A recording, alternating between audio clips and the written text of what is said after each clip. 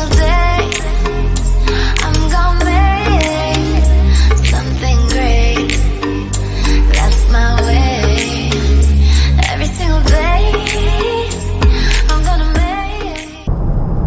Hey, what's up, beautiful people of YouTube? It's been a while since I uploaded a video.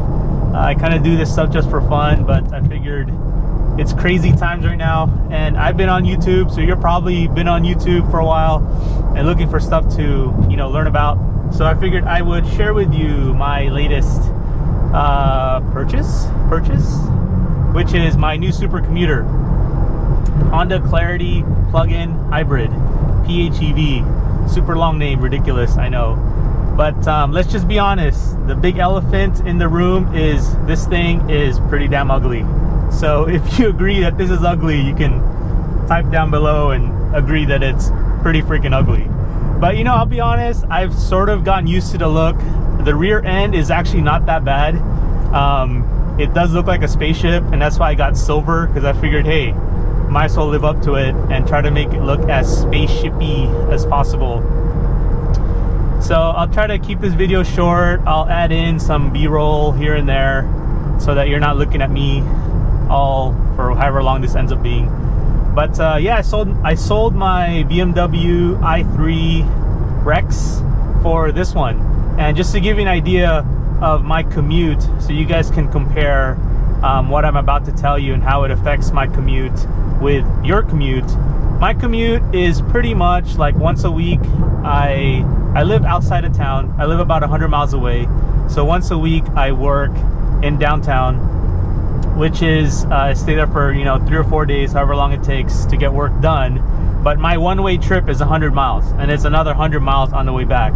When I'm there, I'm pretty much just in the city, and I'm using up the battery power for this thing. So I'll show you in a little bit. I get like, I don't know, 80 to 90 miles per gallon on this thing if you average that whole thing out. But if you're using EV the whole entire time, then your miles per gallon of gas that you're using is like 999.99, right? So obviously that's should be self-explanatory. But in my case, this car gets about 40 to 50 miles on EV, because I drive it aggressively. I go fairly fast, 75 miles an hour, and EVs just don't really like high-speed driving as much as, say, like a combustion engine.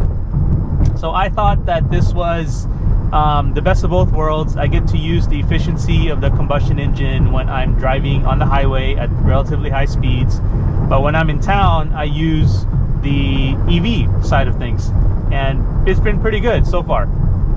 So I'll try not to get into like the technical details of how the engine or the propulsion system or the mechanics of it work. There's a great video by, oh gosh, Alex of Autos, and he kind of explained the whole direct drive system and the EV side of things and the ICE motor, the 1.5 liter Atkinson cycle engine that's in here. So I'm not going to get into it, but let me just say I'll try to talk about the characteristics, how it's like to drive, how I use it every day, and why after I bought it in the 1st of August.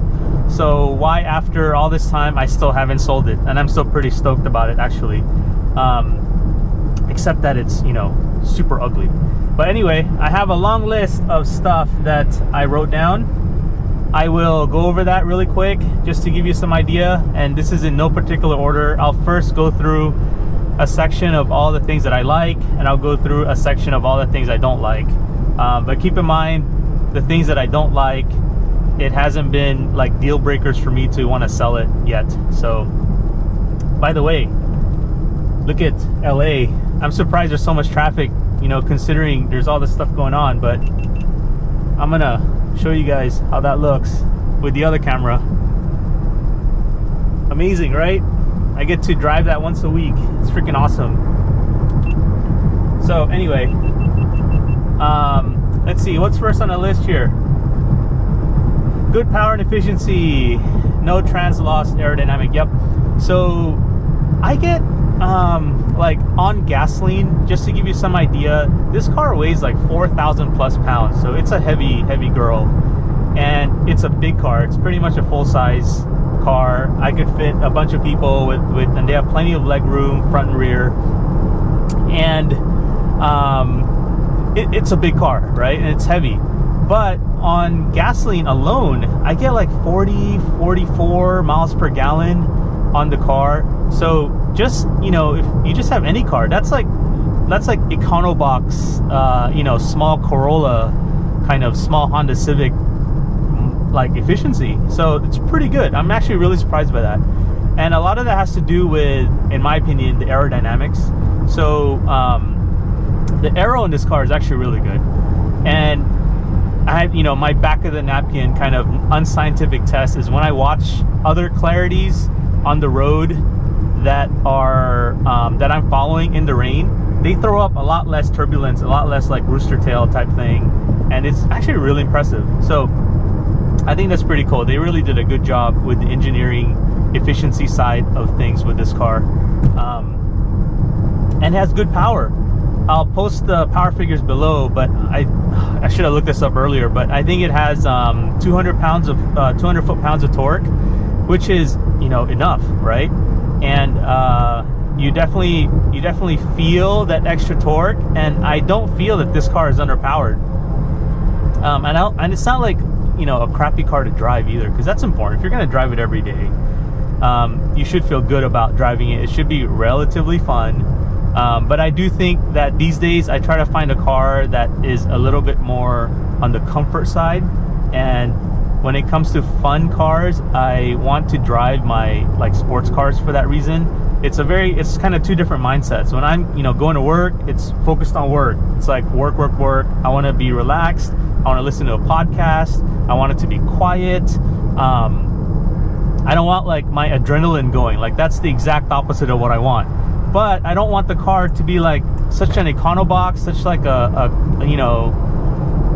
kind of crappy to drive. Like I don't want that. So this is where I've sort of found this happy medium with this Honda Clarity. I mean, it basically is the flagship for the Honda hybrids right now. And I might say it's, they try to make it the flagship for Honda if it wasn't for the Honda Accord. If the Honda Accord had this drivetrain, I would have totally bought the Honda Accord. But the Honda Accord only comes in a regular hybrid. It doesn't come in a plug-in hybrid. And I wanted as big of a battery as I could get. Oh, obviously, elephant in the room, another one, is why did I buy this car and why was it interesting for me? Basically, the deal that I got on this car was ridiculous. I basically got this car at 53% off MSRP, right? I think this goes for about $32,000 before tax. I'm not going to talk about tax because tax is very different based on where you live. And I'm obviously from Southern California, so, your mileage may vary, right?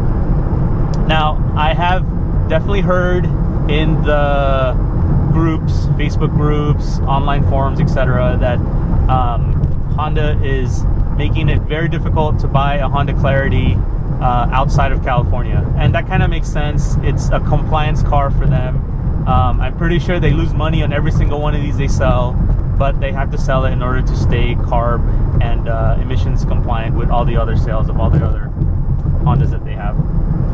So I'll post kind of the rundown of how I got to that 53%. I mean, the biggest part of it is the $7,500 federal rebate. I got the California EV rebate, which I want to say was about $1,500. By the way, I got all this stuff within like 2 or 3 months. It's all, except for the $7,500, which is a tax credit.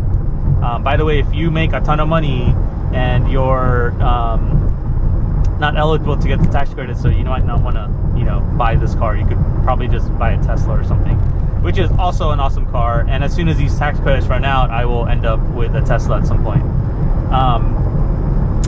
So back to the deal. Okay, so all those credits. Oh, Southern California Edison provided a $1,000 rebate as well on the EV. I'll go through this in the bottom, but the biggest one was back in August, I would say end of July. The dealers were really trying to aggressively push these things, and this is a 2019, and Honda was giving like a $2,000, I forget exactly, but they're giving a large factory incentive, and on top of that, the dealers were trying to get them out the door, so they were also giving a large dealer incentive. So net, it ended up being like $16,000 and some change, $16,300 if I want to go by memory, obviously before tax. And that's like 53% off, right? So ridiculous. Like, for what you're getting, the deal is amazing. Like, you know, the the cheap Chinese in me is like super happy. But I wouldn't have bought this car if it was a piece of crap to drive, to be quite honest. And what pushed me over is that it is actually very, very comfortable. And I like the amenities. The interior does not reflect the exterior, I'll tell you that. It is like polar opposites. The interior of this car is actually pretty good. There is a little notch here on the center console, which I have a little bit of gripe about.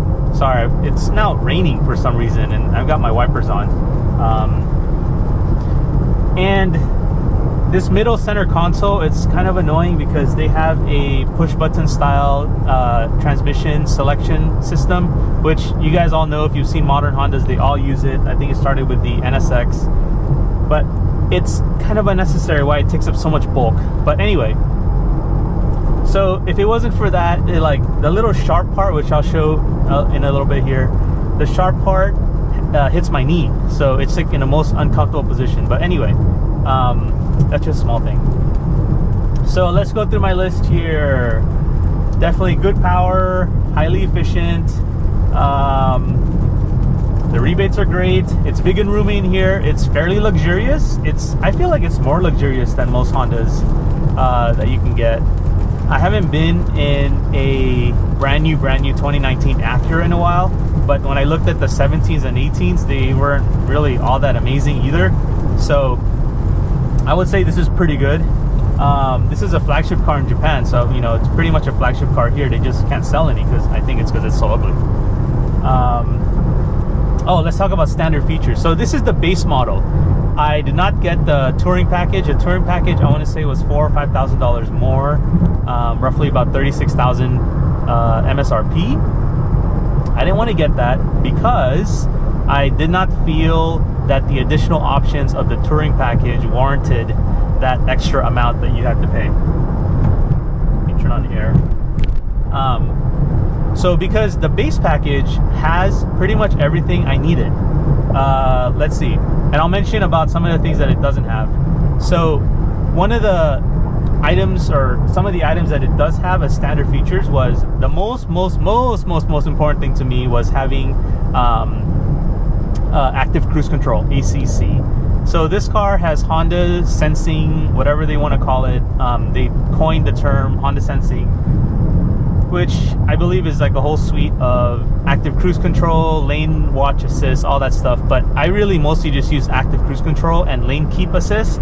Now, I'll go into another video when I get time later, but I also ordered a COMMUTER open pilot unit. And that is really just takes the whole self-driving feature to the next level, which I'll be honest, the factory stuff in the Honda system here is kind of like not that great. It's usable. I'd definitely much rather have it than not, but it is not like super amazing, and it's a little bit jerky, and gosh, you can't like not pay attention.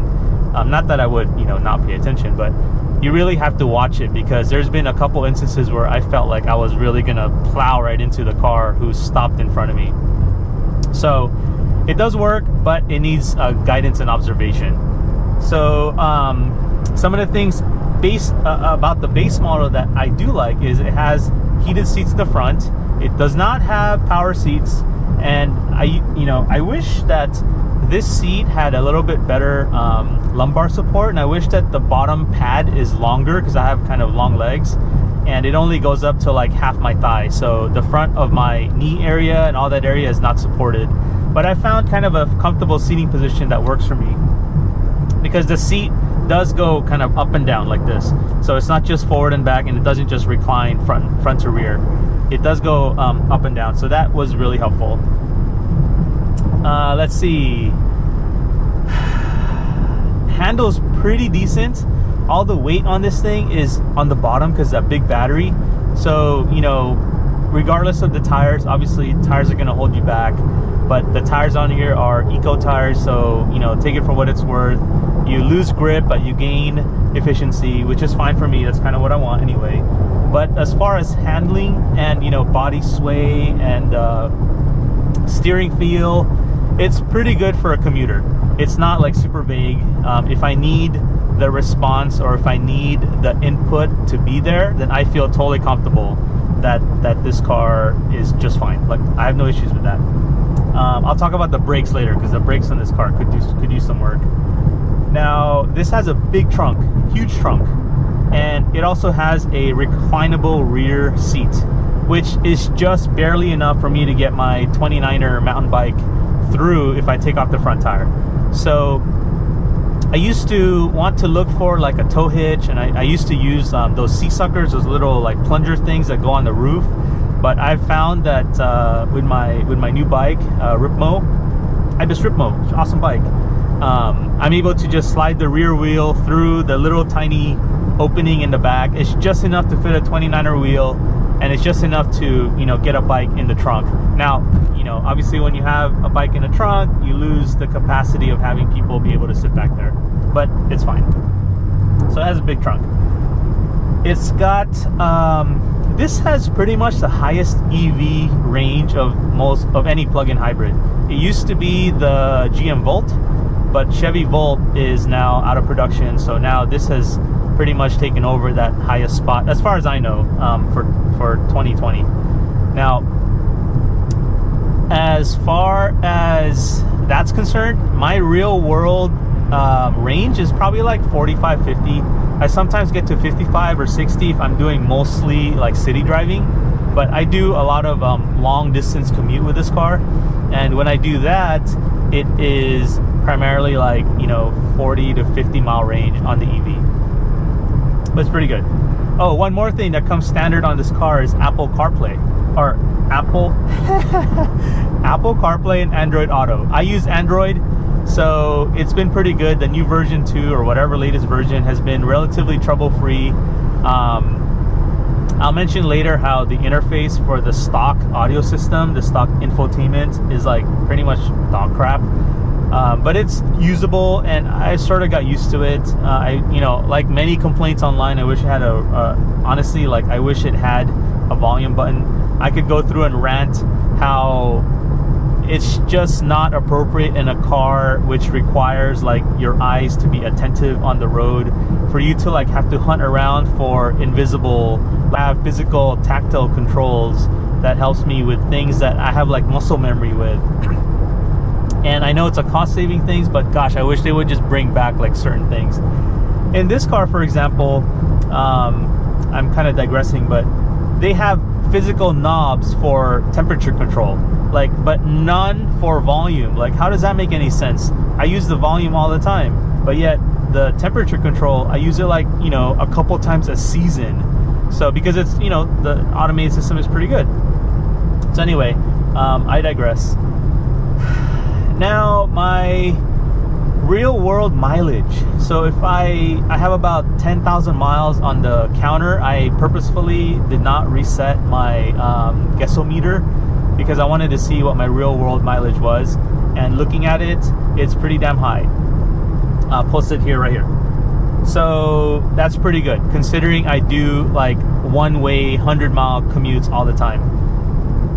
And let's see, I get up, as far as charging times are concerned, I get that full 50 miles on 240 volt charger, 30 or 40 amps. 30 amps is kind of the minimum, or kind of the max anyway, but I do that in about 2 hours, maybe 2.5 hours. So if you're, you know, having dinner, or if you're at work, you pretty much just charge it, and then when you're done, you can use your full range EV again. Overnight, it's from 0 to 50 miles. I would say the charge is a lot longer, maybe 10 or 11 hours. I forgot what the math is, but pretty much when I get home, I plug it in, because at home I don't have a 240 yet, I just have a 110. So I plug it in, and by the time I leave for the morning, it's fully charged. Now, one of the good things about this car is the battery is water cooled.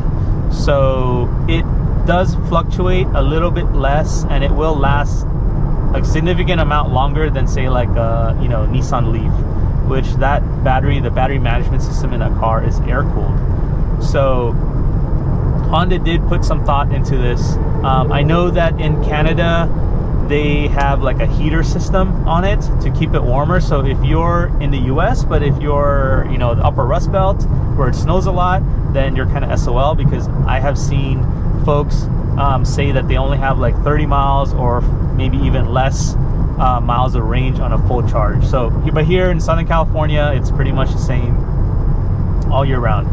Not to worry about it. This has a backup camera, so that's part of the base options that it comes with, is a backup camera. It does not have parking sensors, but to be honest, the backup camera is all that I need. I don't really need like things to go beeping around, but I do wish that it had front parking sensors, because here when you look at the front, you have to get used to it, but it takes a little bit of time. It's like driving an older car. You don't know where the front bumper is in relation to where you're sitting down, because it slides off and you don't see it. So you just have to get used to that. Pretend like it's 1999 again and you're driving an older car and you're learning how to drive. So you'll figure that out. Now let's talk through some of the negatives on my list. Oh, weird. I probably talked to some of these already. It doesn't have a backup or front parking sensors. Yes, you can get them installed at the dealer, I think. But it's kind of a pain, and I haven't really found a need for them. They do have aftermarket ones too. Okay, so let's now talk about some of the minor annoyances that this car has that I wish Honda would change. So the regen braking on this car could be better. Obviously, I'm not new to the EV car experience, and in that sense, I miss like that aggressive regen. The i3 had it, the 500e Fiat had it, Tesla has an aggressive regen, but this car, because it's half a combustion engine car, then the regen is just not that powerful, and they sacrifice some of the regen performance with trying to get this car smoother and trying to get it to kind of not be so interruptive. And that's just kind of the nature of the beast when you're having multiple different kinds of propulsion systems trying to talk to each other. And this is where I really, for that instance, I really like just a standard EV, because a standard EV is more simple, so it doesn't have to like navigate its way around like engine braking, or if the battery is full, it can't, the system has to realize like it shouldn't charge the battery, so then you're on engine braking. And so when the battery's not full, then it'll let you use the regen feature. So like when the computer starts to control all that stuff, it ends up with a mild sense of inconsistency in your brake pedal. That's probably one of my biggest complaints, is the brake pedal on this car. Now let me take that back. If you're just driving on a normal basis, then the brake pedal is fine, like 60%, 80% at the limits. Brake pedal is fine, won't really notice much of a difference. But there are certain use cases where it does get kind of annoying.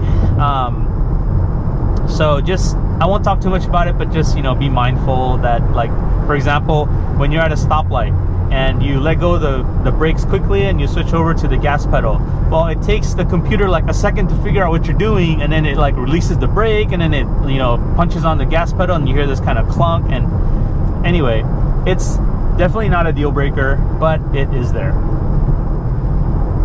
Creep mode. Do you guys know what creep mode is?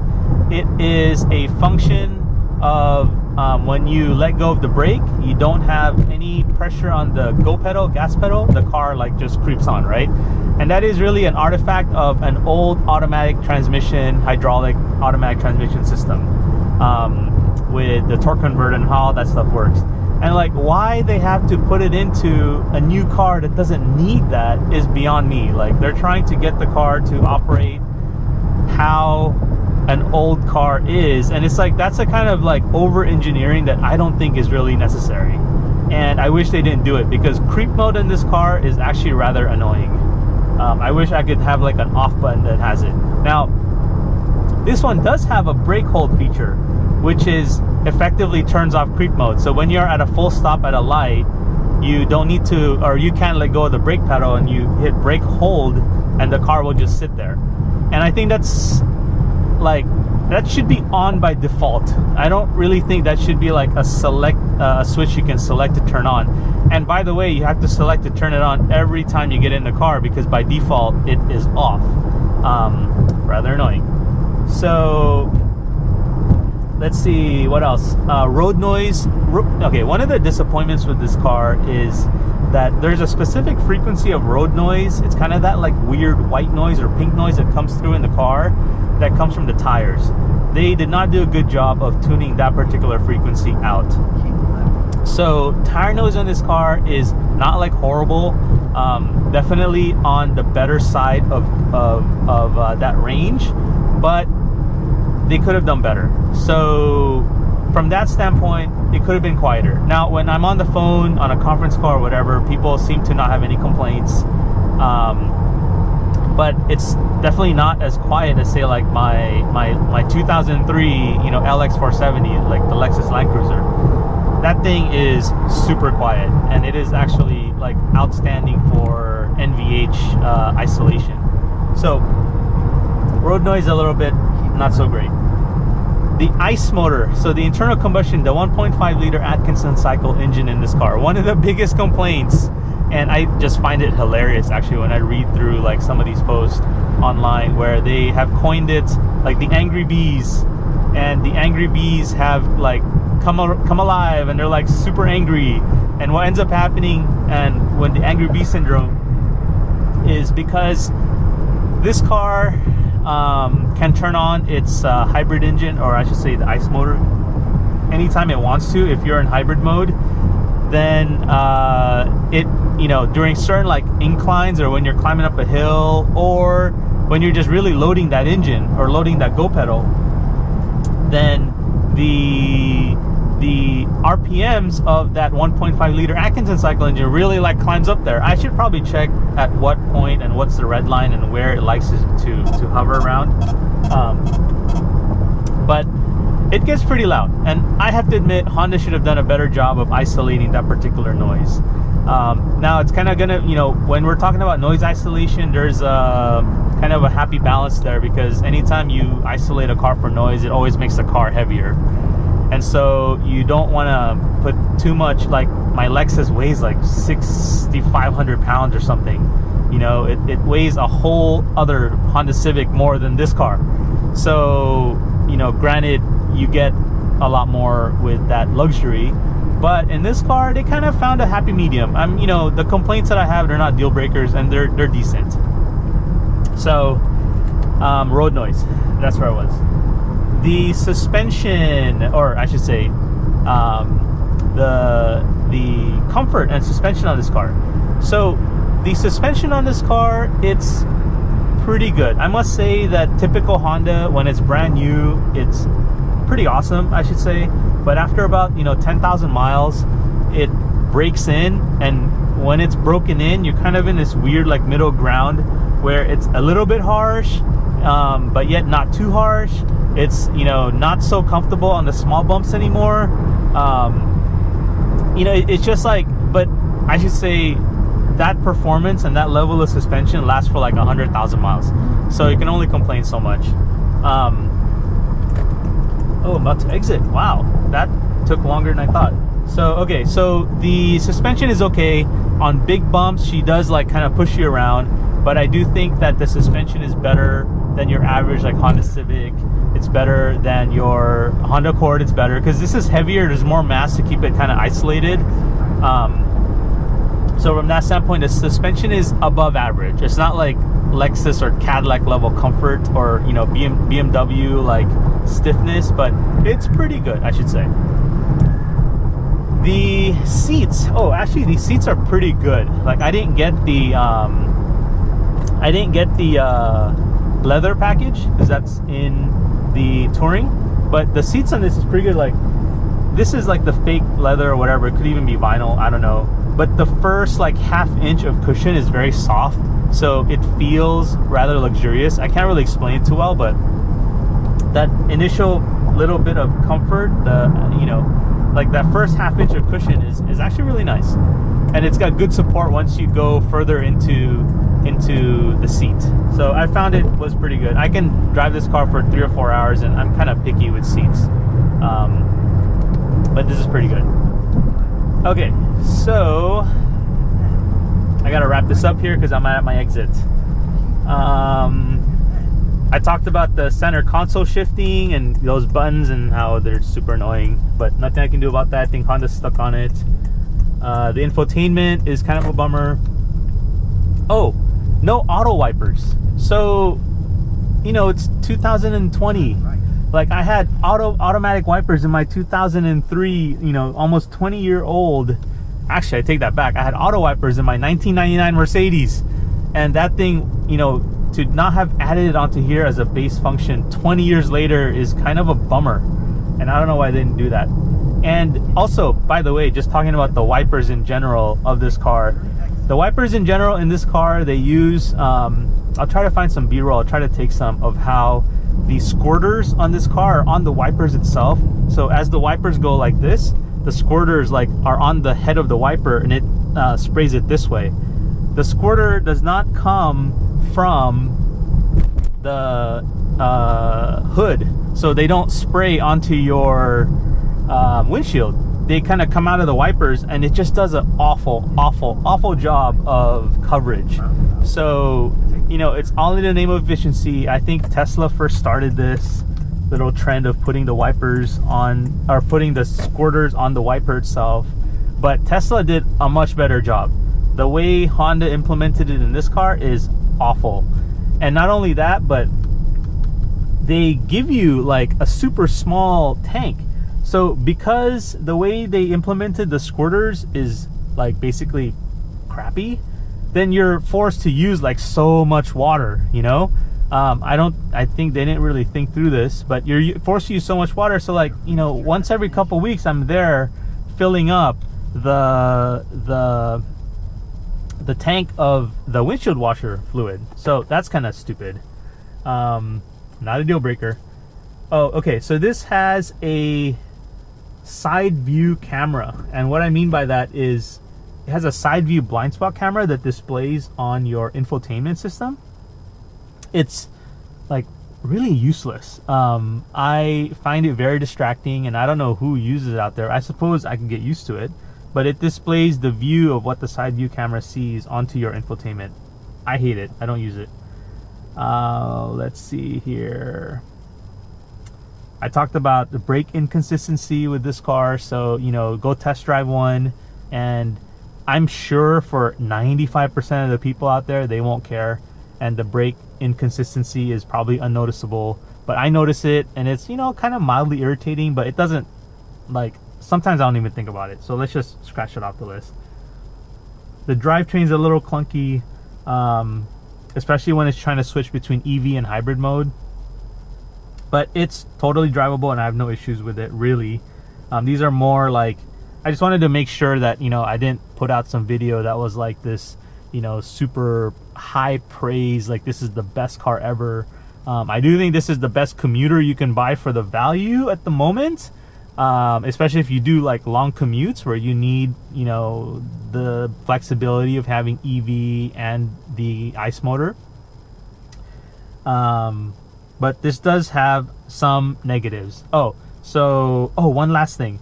For some people, they might not like that it has no sunroof. So this has no sunroof, but that's also to keep the weight down.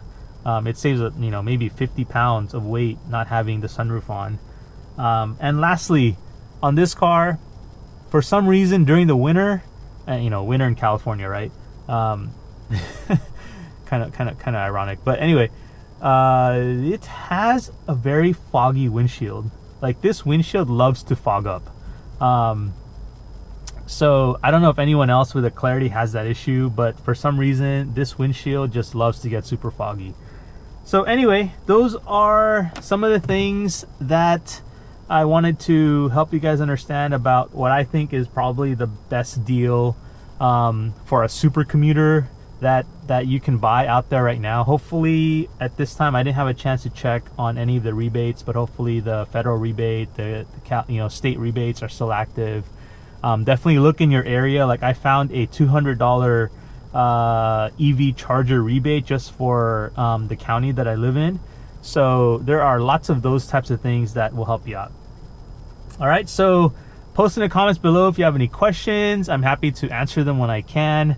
Hope everyone's doing well. It's crazy times right now, but hopefully we get over it fairly soon. All right, take care everyone. Thanks.